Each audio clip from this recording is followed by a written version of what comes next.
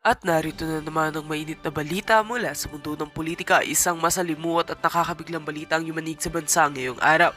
Isang mambabatas ang iniulat na natagpuang wala ng buhay sa loob ng kanyang tahanan sa QC. Ayon sa mga otoridad, patuloy pa ang investigasyon kung ito ay isang kaso ng pagkakamatay o may kinalaman sa foul play. Hindi pa rin pinangalanan ng nasabing opisyal habang hinihintay ang pahintulot ng pamilya. Samantala, isa pang kontrobersya ang pumukaw sa publiko matapos masangkot si First Lady Lizata Nasmags sa isang aksidente sa EDSA. Ayon sa paunang ulat, bumangga ang kanyang convoy sa isang pribadong sasakyan na may sakay na mag-ina. Kagad namang dinala sa ospital ang mga biktima at kasalukuyan nagpapagaling. Wala namang nasaktan sa panig ng First Lady. Naglabas na ng pahayag ang Malacanang hinggil sa insidente. Ayon sa kanilang statement, ikinalulungkot ni First Lady Lizata na ang nangyari at handang makipagtulungan sa anumang investigasyon. Tinayak din ng Presidential Security Group na sumusunod sila sa lahat ng protocol sa kalsada at patuloy ang kanilang pakikipag-ugnayan sa mga otoridad. Sa kabilang banda, hinihimok ng taong bayan ng mga kinauukulan na maging bukas at tapat sa isinasagawang mga investigasyon. Kapwa sa kaso ng yumaong mambabatas at sa aksidente kinakasangkutan ni First Lady. Magsusumikap po kaming dalhin sa inyo ang pinakabagong impormasyon habang umuusad ang mga pangyayaring ito. At yan nga mga balitang ating pagkakatutukan, at kung bago ka pa lamang sa aking channel ay huwag kakalimutang mag-like, share and subscribe para updated ka sa aming mga bagong balita dito sa Tatak Pinas.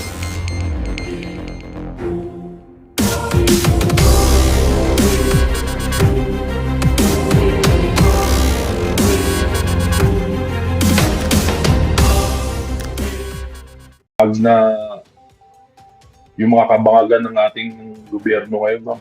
Kasi sa totoo lang, mas lalong pahirap na ng pahirap yung bansa natin ngayon dahil sa mga nangyayari din sa bayan natin.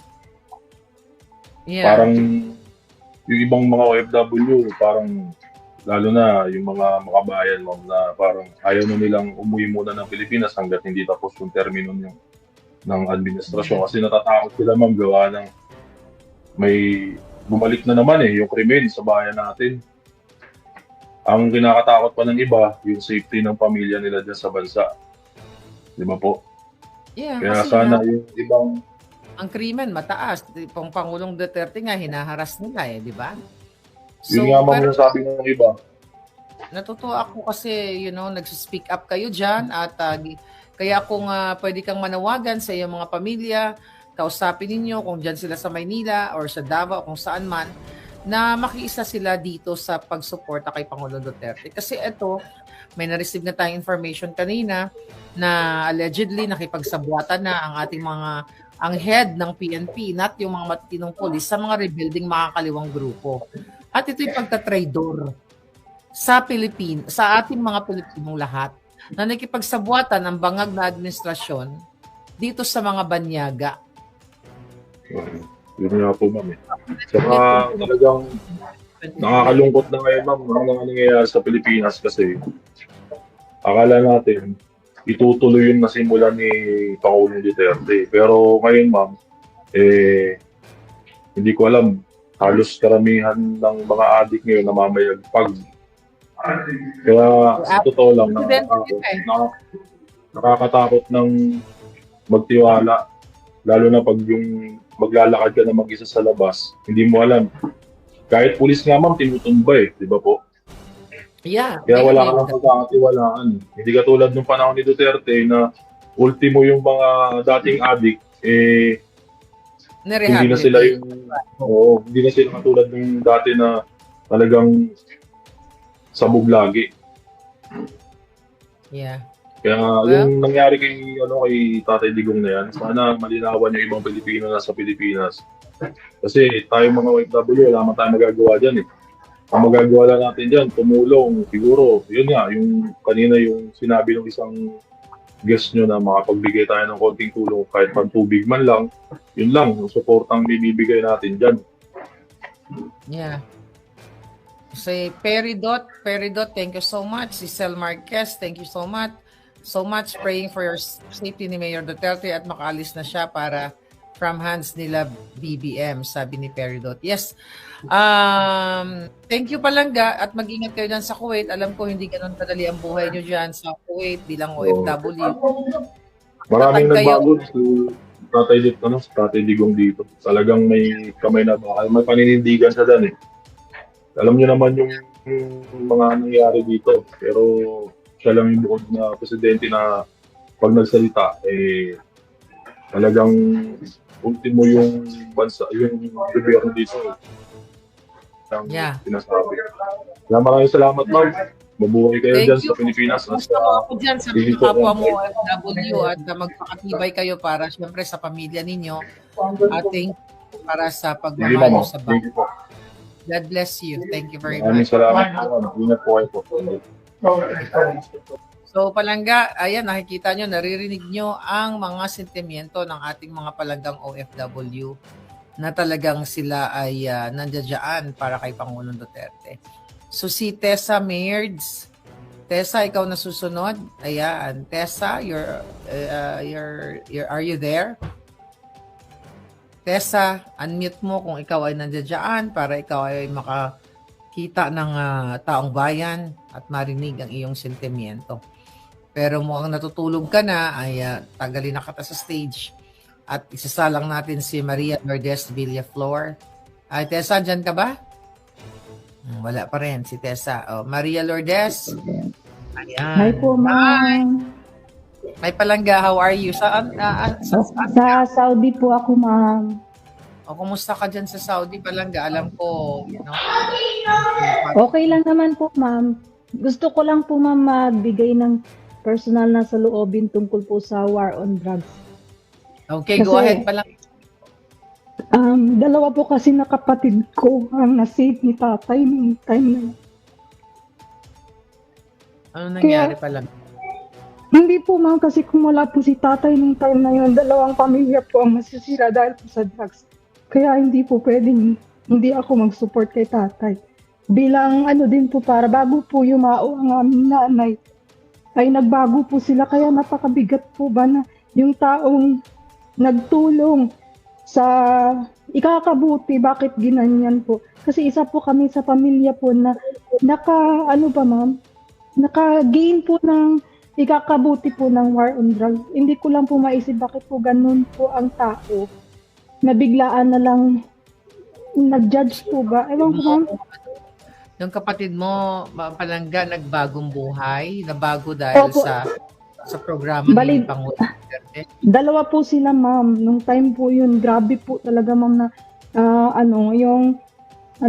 yung stress ng mama ko, halos hindi po, grabe po, pati ako dito sa Saudi nun, hindi po maano.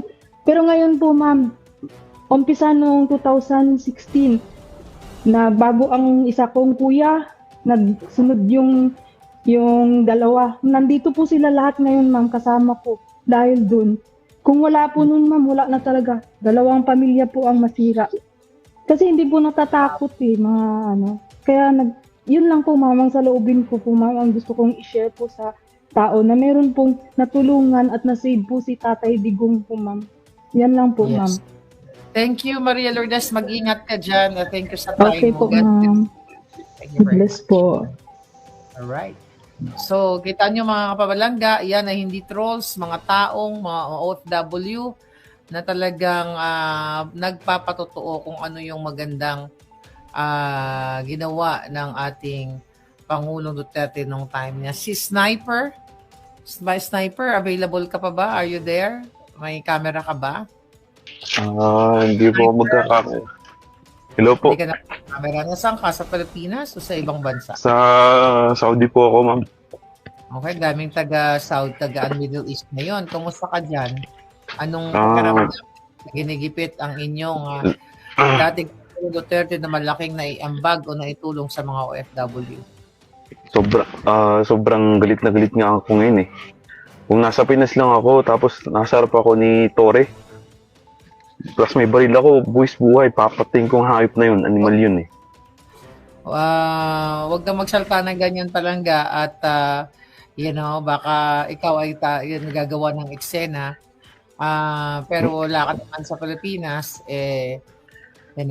alam ko yung emotion mo. Alam ko yan ay bugso ng damdamin. Pero syempre, lahat ng tao, lahat ng mga nanggigigil sa kanya, pareho ng pakiramdam. Pero wag mo nang dumihan yung kamay mo Kasi magiging uling lang yung kamay mo, masasayang yung magandang kinabukasan kung maiisip mo yung mga ganyan. Pero alam ko, it's not literal, it's an outburst dahil nga sa ginagawa. Pero ano ba ang nakita mong magandang ginawa ng ating Pangulo? Duterte sa OFW. Opo, alam niyo po ba hindi ko lang po kasi na-experience yung na nandyan ako sa Pinas eh. Since pag-upo kasi ni PRRD, umalis po ako, bale na-employ po ako sa Saudi, pero naramdaman ko po yung pagmamahal niya sa OFW. Alam niyo po ba na pag may mga kalamidad sa amin, sa lugar namin, nagme-message yung OWA, sabi nila, alam namin na taga dito ka, kaya may ayuda kayo kasi Parang text, no? Parang text blast ba yun? text blast, tsaka email po yun. Ni-email po kasi lahat po ng OFW, nire-required po, pag nag-register ka po sa OWA, ganun, lahat po ng information nyo, makukuha nila kung saan ka, taga saan ka, tapos sa database, makikita nila doon, kunwari, taga Mindanao ako, alam nila kung saan ako sa Mindanao, kasi lahat ng information, makikita nila doon. So, nakaka-receive ka ng, ngayon ko lang alam niya na, o baka nakalimutan ko lang, may text blast na, ito, ayuda kayo, ganyan. So, sige? Meron po yan. May text blast po yan, may email po yan, tapos ano po yan, every December, may greetings po yan, galing sa Pangulong Duterte ng mga bagong bayani, salamat sa inyo. Alam mo yung pasasalamat po sa mga OFW. Tsaka sa lugar po namin, magulo po talaga doon. Naramdaman po talaga namin yung peaceful. Marami pong addict doon. As in, kay President Digong po lang naramdaman yung totoong pagmamahal ng isang Pangulo. Even though yung mga Patuloy na kita palangga, saglit lang. Okay, sa lahat ng mga nanonood, mukhang ginagawa ng illegal talaga na paraan ng gobyernong Bangag na dadalhin daw nila si PRRD sa Netherlands. So kung malapit kayo sa Villamor Air Base, I think that's the right place to go para mapigilan yung kanilang maitim na balak. Baka sa eroplano pa lang, gurgurin na ng mga putang inang yung mga yan. So, kanina, ang daming mga sentimiento na galit sa gobyernong ito. Kung nagkataon nga lang na kung ako ay nasa Villamor Air Base din at ako isang flight stewardess, baka humiga na lang ako ng bonggang-bongga dyan sa runway, no? Humiga na lang ako at pigilan ko yung gulong ng eroplano. But anyway, mga kababayan, sana wag ninyong iwanan ang Pangulong Duterte. Demonyo na po ang gobyerno ni Marcos.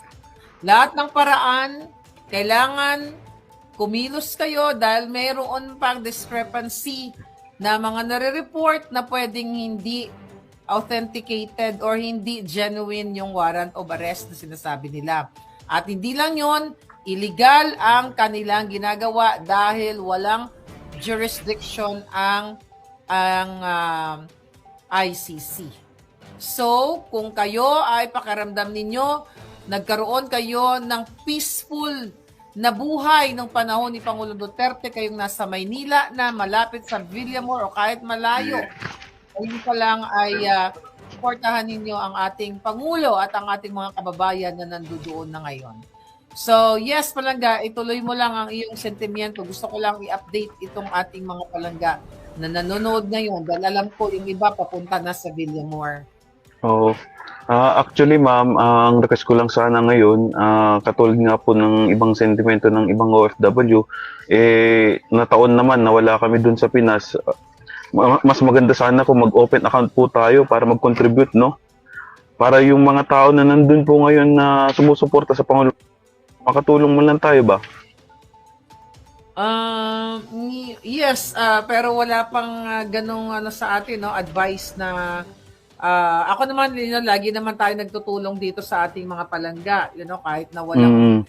Pero tingnan natin, tanungin ko sa group natin kung ano ba ang maitutulong mo. But if you want to help really for water later on, then antabay lang kayo at mag-announce tayo dito. Yes po, ma'am. Kaya, sorry po talaga sa entrada ko. Naging parang ano ko na sobrang dilim po kasi ng paningin ko. Pero ang inaano ko na lang, prayers po na lang kay President Duterte. Palangga, I advise you ha, pag pumunta ka sa ibang mga channel, don't say that again. Kasi alam mo naman tong gobyerno ni Bangaglat, konting kibot natin ay talagang gusto nila tayong gorgorin. Opo, opo. Palangga. Opo, yun na lang po yung ano ko po, sa kapwa ko OFW dito sa Saudi. Kung nakikinig man kayo, magkita-kita tayo mamaya doon sa Villago Mall. Alam ko naman, yun yung kwan natin eh. Yun yung kitaan natin. Gawa tayo ng ano doon. Kaya, yun na lang po ma'am. Prayers na lang po. Tsaka kung ano man po yung mamaya, pag-open po kayo ng account, willing po kami na magko-contribute po. Marami po kami dito actually. Okay, sige. Alamin ko, sige, bigyan ko kayo ng update. Ito naman ay walang tulugan. So definitely, nandito lang tayo palangga. Alright, you take care. I'll see you again. Thank you. Salamat po ma'am. Nakikinig po ako sa iyo palagi.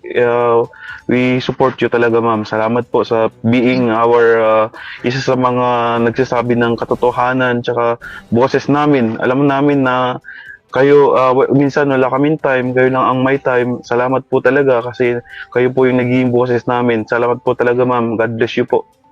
Yes, God, the Sniper. Thank you very much. Yes. Alright. So, si Sniper, gusto talagang snipe. But anyway, let's protect PRRD. At again, nananawagan tayo na kung kayo ay nasa Villamor Air Base, ay pwede na kayong pumunta dyan. Si Tessa Merds. Tessa, kanina ka pa. Gising ka na ba, Tessa? Tessa, gising ka na o hindi pa?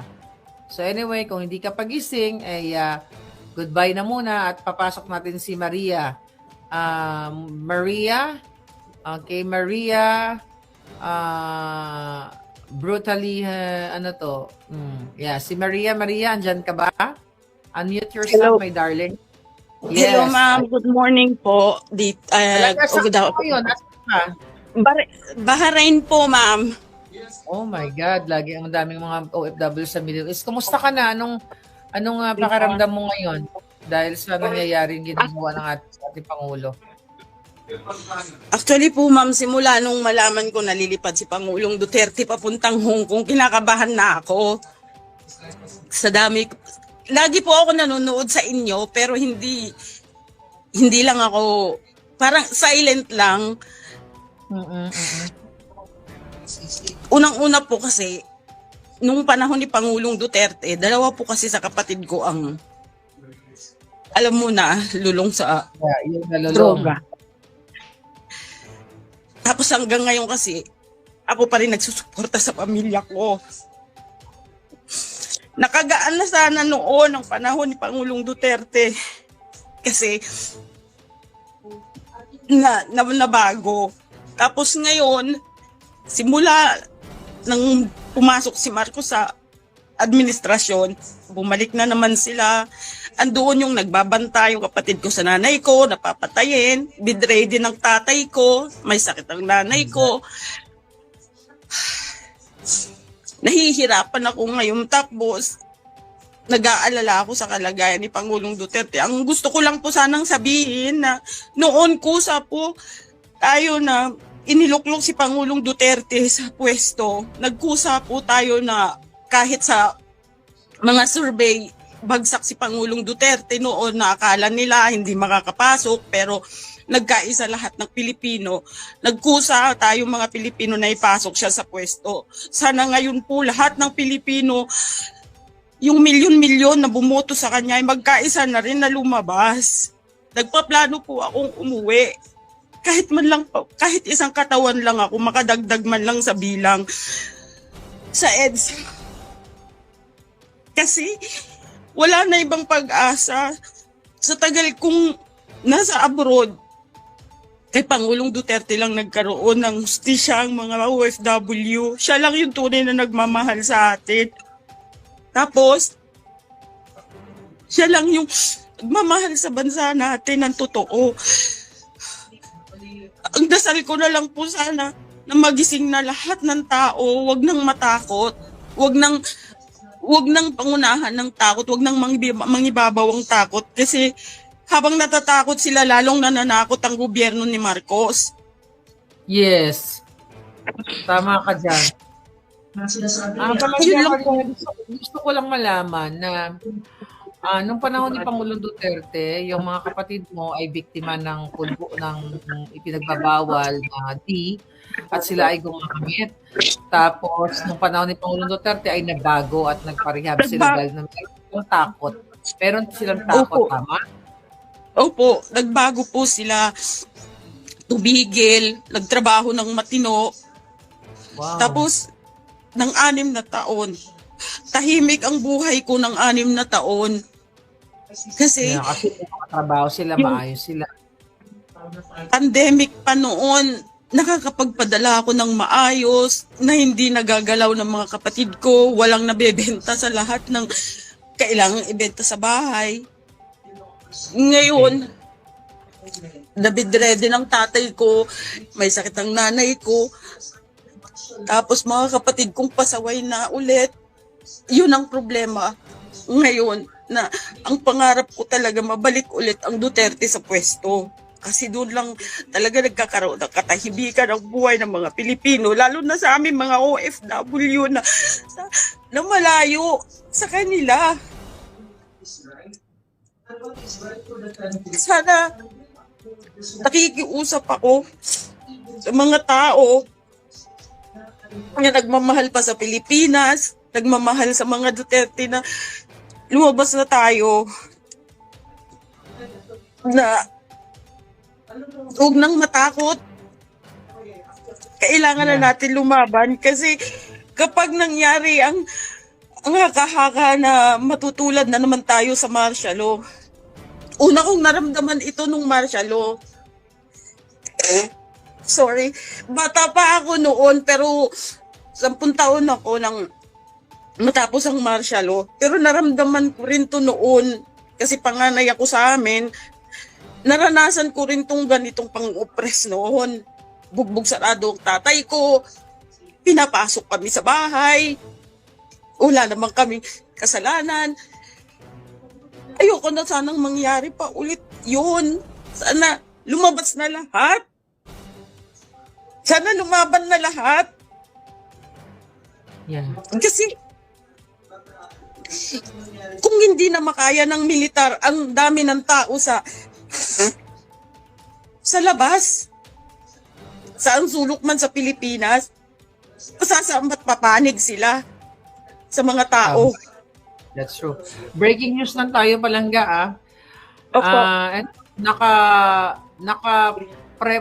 naka-prepo na daw, naka-preposition na daw ang mga aircraft for diversionary tactic para utuin ang crowd na nakaalis na PRRD sa Villamor para mawala na yung crowd sa labas ng Villamor. So lahat ng mga nasa Villamor, wag po kayong umalis dyan, lalo pang dumami ng dumami ang tao dapat dahil may mga pang-dideceive, pang-uuto, panggagago, ang grupo ni Tore, grupo ni Bangag, grupo ni Lisa, at ang Bangag na administrator. So wag po kayo, wag niyong iiwanan. Hanggat nandiyan ang PRRD sa Villamor, wag ninyong iiwanan. Grabe na talaga ang nangyayari ngayon, Palangga. But alam ko, nalulungkot ka dahil very personal ang iyong laban at very personal ang iyong, ang iyong hinaing. Dahil yung kapatid mo, naging matino for 6 years, balik na naman sa Bangag administration. Bilang isang breadwinner like you, nararamdaman ko din yung nararamdaman mo.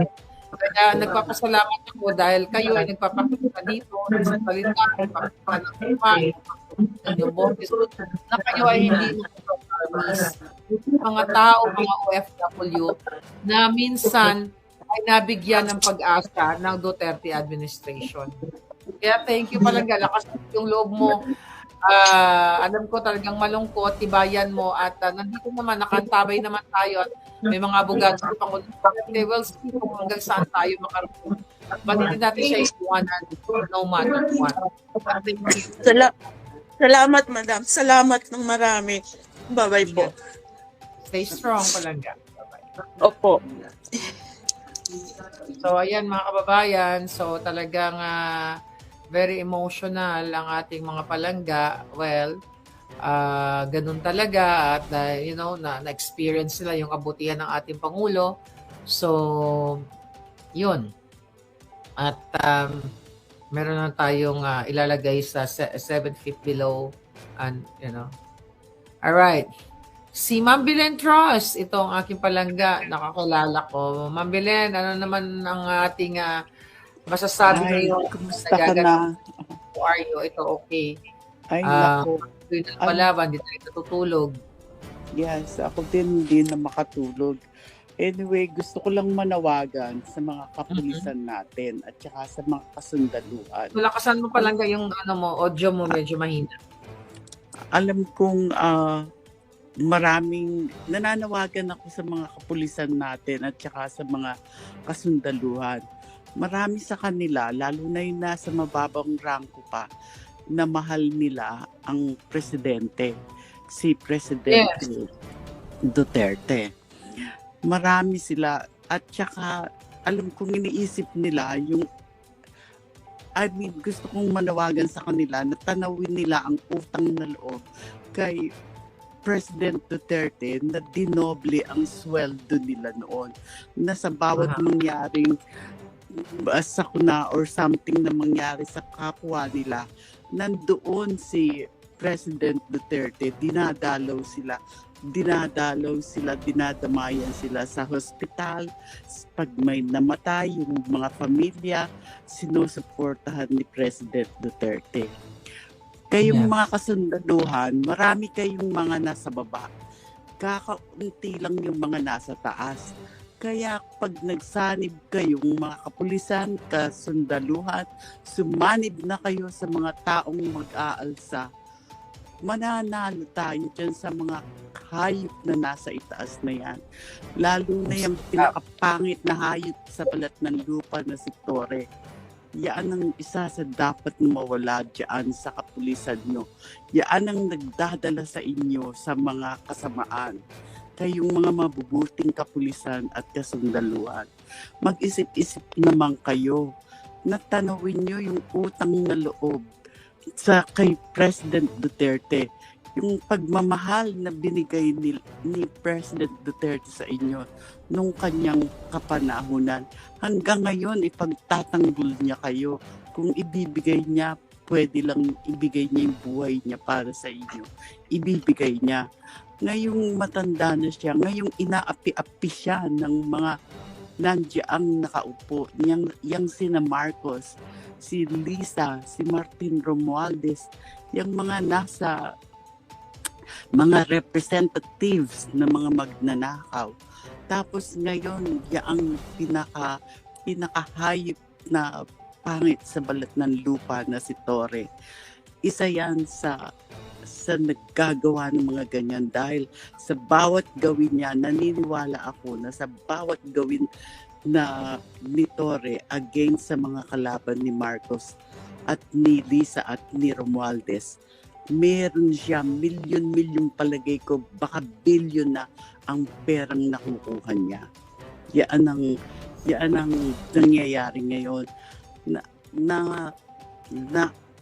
naaawa ako sa mga mahihirap nating Pilipino at saka yung mga Pilipinong nasa gobyerno ngayon. Kasi masyado silang silaw sa pera. Karamihan sa kanila, gusto nilang maging mayaman agad, maging milyonaryo dahil itong gobyerno na to, milyon magbigay ng pera sa mga taong tutulong sa kanila na kumalat ang mga kalagimang ginagawa nila sa Pilipinas.